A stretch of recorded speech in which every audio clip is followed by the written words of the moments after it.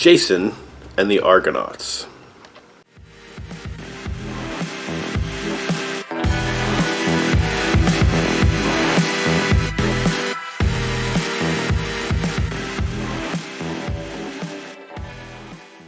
Now, Jason and the Argonauts was made in 1963, so that means that this year it'll be celebrating its 60th anniversary.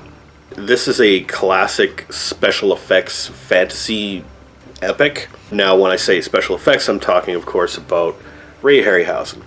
Ray Harryhausen is the special effects genius responsible for movies such as the Sinbad movies, 1 Million Years BC, did all the stop-motion dinosaurs in there, did Mighty Joe Young, did the giant octopus in that one movie, also the Beast from 20,000 Fathoms.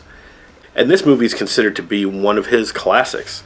Now, before I get into the whole special effects and all the monsters and all that stuff, I got to get all that human stuff out of the way, because I came for the monsters, but here you go. They have to have a story in there somehow.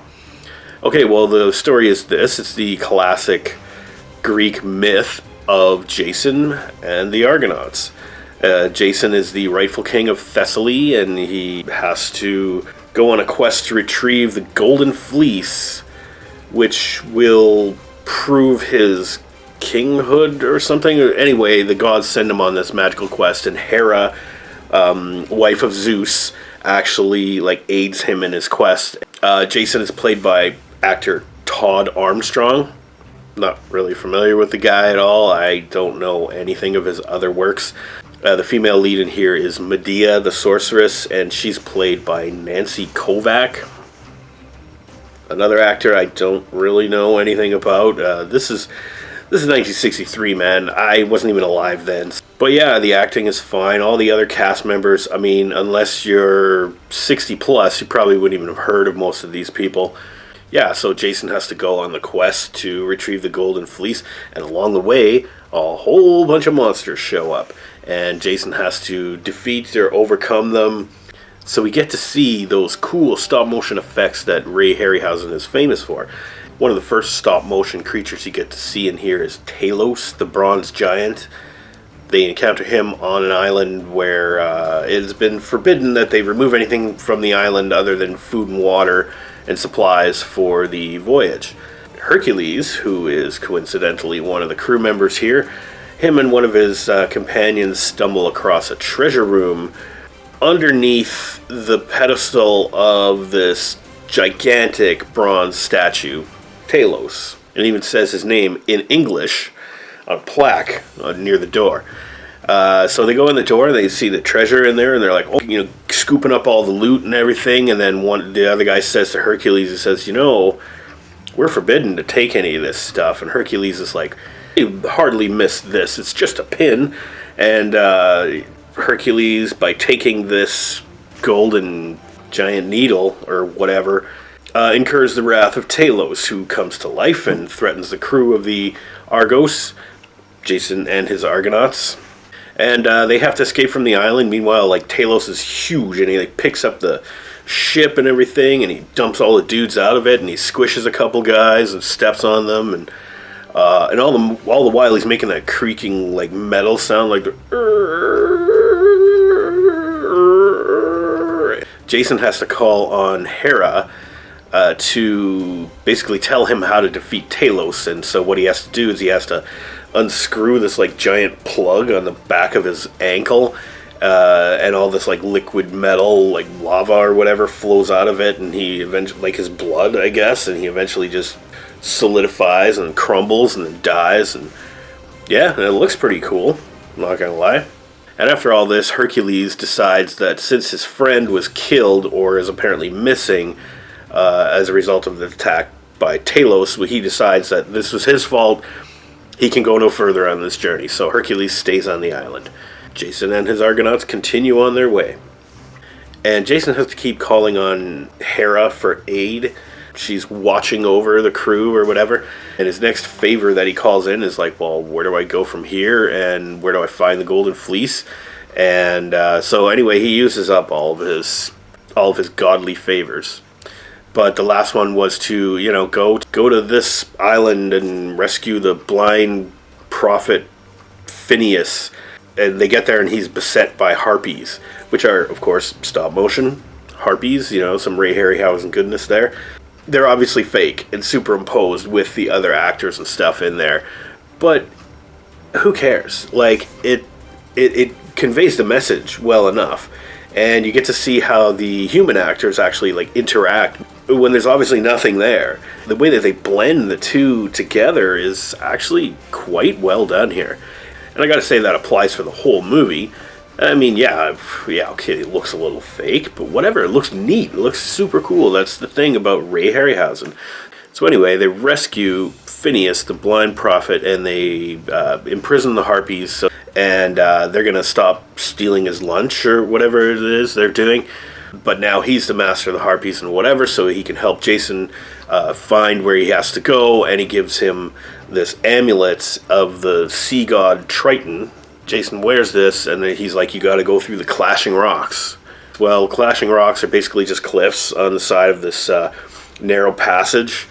And, the cliffs are, like, shaking, and there's, like, it's miniatures, and there's, like, rocks falling, and meanwhile there's, like, toy boats in the water, and they see this one ship get destroyed, and Jason's like, we're going to get destroyed too, how are we going to get through here, and there's an earthquake, and all these boulders falling and killing people and stuff.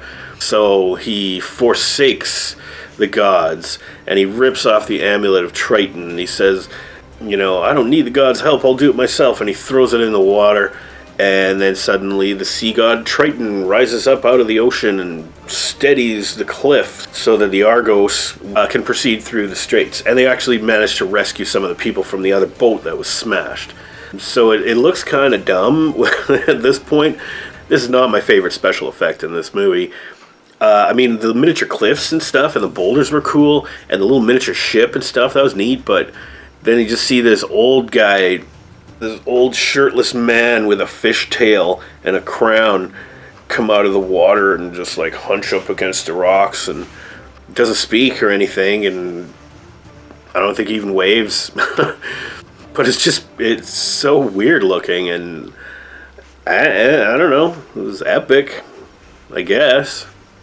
Then, of course, when Jason gets to where he's actually going, we learn that one of the people that he rescued from the wrecked boat was Medea, the sorceress, and Jason has to retrieve the golden fleece from her land and take it back to his kingdom to prove that he's the king of Thessaly. So we find out that the golden fleece is guarded by the Hydra. The Hydra is the many-headed serpent dragon thing, and I gotta say it looks pretty cool in this. Pretty threatening, and the scene between Jason and the Hydra is actually quite engaging, and it looks pretty neat. And then, like, almost immediately after that, Jason gets the golden fleece. He is attacked by summoned dead warriors, skeletons. So this is your famous Jason the Argonauts skeletal battle in the end. It doesn't really last that long, but it is really impressive, like, especially for its age and just the complexity of it. Like, it must have been quite a feat to put this together, to choreograph the actors and then also, like, animate the puppets separately and try and blend them together. Like, it's gotta take some talent, man. And, with the tools you were working with in 1963, not like what you got today. This is all done by hand and timed out by the human brain. This is not done by... There's no computer assistance in this at all. And that's the beauty of Ray Harryhausen movies. It's like, by looking a little more fake, it actually looks more real. Like it's a real thing that is actually there and not just in the clouds somewhere. Anyway, the skeletal battle in the end is pretty good. A couple of Jason's crew members get killed by these skeletons, and at the end, Jason basically dives off a cliff, gets back on the Argo, and sails away with Medea and the rest of his remaining crew. And Zeus looks at Hera and says, well, this adventure's for another day, or whatever. And they're just like, see you later, the end. Dun, dun, dun. And you get your credits, and Charles M. Schneer produced... Oh, by the way, yeah. Ray Harryhausen was actually an associate producer on this. I guess he wanted to have a hand in like what kind of story is going to happen here, so that he knows what to animate for his special effects and things. So I guess he had some creative input on the story and maybe some of the script. Probably not the dialogue or anything like that. He seems like a more hands-on visual artist rather than a writer. I'm going to go ahead and give Jason and the Argonauts an A-. The minus, just because it's not my favorite Harryhausen. I mean, like in a movie like this, but I don't care how bad the actors are, how ridiculous the story is. It's all about the visuals, and this movie really delivers on that.